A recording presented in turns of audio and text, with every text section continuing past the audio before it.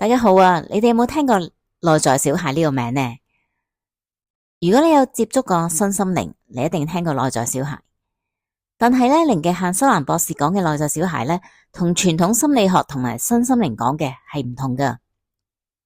以前咧，我聽人講落，零極限嘅內在小孩咧，就覺得怪怪地，因為咧，佢哋可能冇留意到係同傳統心理學講嘅係有唔同嘅。咁咧喺 YouTube 度咧，亦都冇人去講呢樣嘢喎。咁呢部分咧係好多人都搞錯咗噶，包括咗一啲老師啦。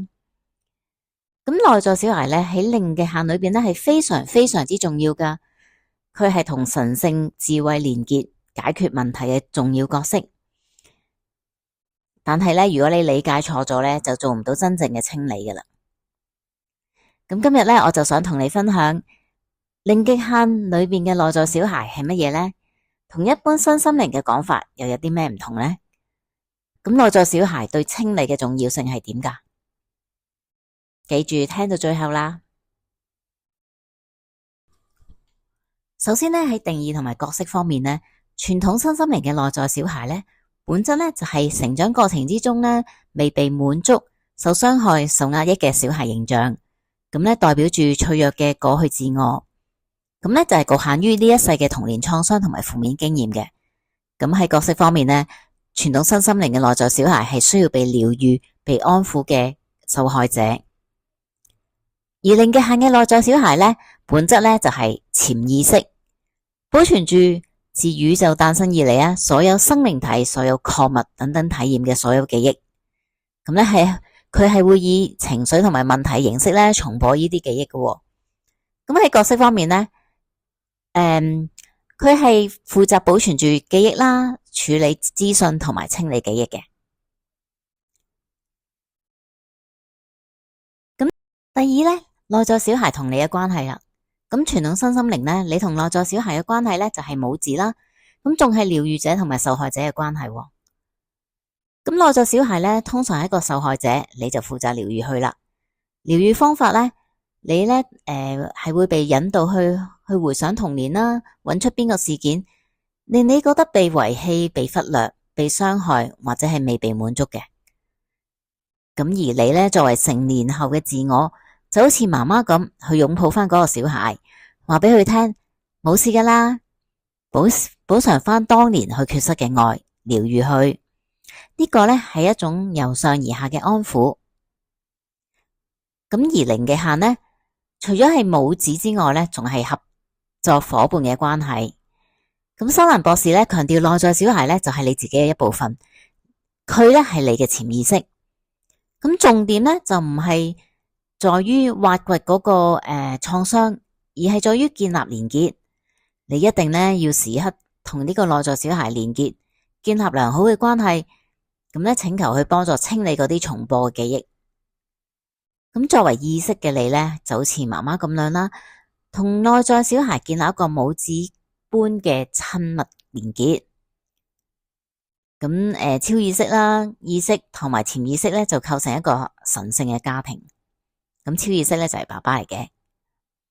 咁你呢，就唔係要療癒佢，而係要關心、愛護、尊重。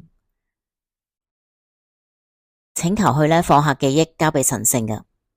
咁媽媽呢，就係需要主動同呢個內在小孩建立親密嘅關係啦，請求清理，係一個合作嘅關係嚟嘅。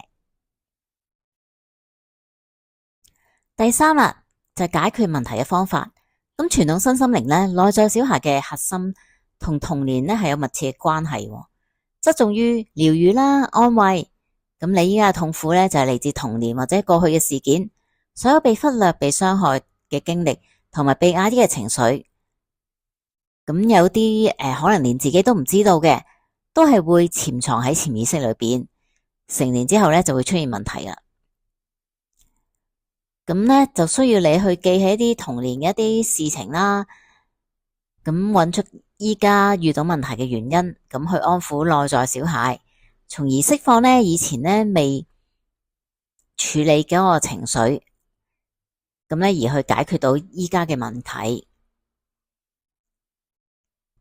而零極限嘅解釋咧，或者佢個解決方法咧，就係你身邊咧發生嘅事咧，包括所有嘅問題咧，都係你內在小孩喺度重播記憶。例如咧，你而家好憎某一個人，你淨係因此體驗住恨嘅情緒。呢個咧係因為內在小孩所保管嘅記憶裏面咧，過去曾經有憎恨呢個事物嘅體驗嘅記憶被重播嘅緣故。所以咧，並非你本身憎恨啲咩事物，只係你感覺到內在小孩曾經體驗過嘅事而已啫。咁其實咧，內在小孩本身咧係冇憤怒同埋憎恨嘅，只係內在小孩裏邊嘅憤怒同憎恨嘅記憶被重播，結果咧令到你體驗到憤怒同埋憎恨啫。呢個咧就係你一直覺得憎恨嘅原因。咁咧，修蘭博士咧就講到人類所認為嘅問題，全部咧都係內在小孩記憶嘅重播。佢強調咧，問題唔喺自己嘅外邊。咁佢嘅老師咧莫爾娜亦都有講到，所有嘅事情咧都係自己內在發生嘅。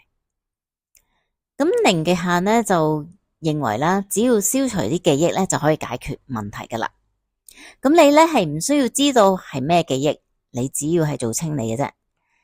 清理咧係要由承認自己要負上100%嘅責任開始嘅。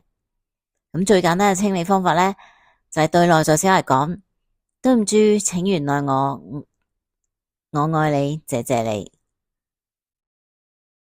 咁咧，你亦都可以同佢講：今日咧喺呢度體驗到或者感受到嘅事，並唔係問題或者煩惱嚟㗎，只係你一直保存嘅記憶被重播嘅啫。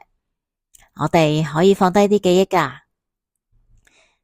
咁當佢咧感受到愛，咁佢就會放手噶啦，讓神聖咧去清理呢啲嘅記憶。咁如果內在小孩唔合作咧，就冇辦法去清理噶咯。咁所以修蘭博士強調咧，要主動關愛呢個內在小孩，時刻咁樣交流啦，同佢合作啦。咁咧令到佢咧將呢個記憶交翻俾神聖智慧嚟清理。佢咧係清理嘅行動者，唔單止係受害者咯。有關零極限嘅內在小孩嗰部分咧，可能係深咗啲，或者仲有好多唔明嘅地方。咁唔緊要噶，因為咧真係仲有好多嘢未講到，仲未詳細解釋。咁我已經睇咗好多有關零極限嘅資料同書啦。咁喺之後咧會再同大家分享。咁總結一下重點啦，零極限嘅內在小孩咧係潛意識，係負責儲存記憶、重播記憶同埋清理記憶。好似搞出問題嘅係佢，而解決問題又係需要佢。咁佢咧係會參與清理，同母親意識同埋神聖合作。咁佢係同神聖智慧連結嘅啦，將記憶歸零嘅重要媒介嚟嘅。咁咧，所以作為意識嘅你咧，同內在小孩係要建立良好嘅關係，咁佢先會同你合作清理噶。咁今日咧就講住咁多先，如果有唔明嘅地方咧，就可以留言問我。咁之後咧，我再會講多啲有關零極限嘅清理方法。另外咧，亦都有零極限嘅內在小孩冥想，記住要訂閱啦，唔好錯過。咁希望今日嘅影片有幫到你啦，喜歡嘅話就要俾個 like。如果想幫埋其他人嘅話，就 share 出嚟啦。拜拜，多謝晒。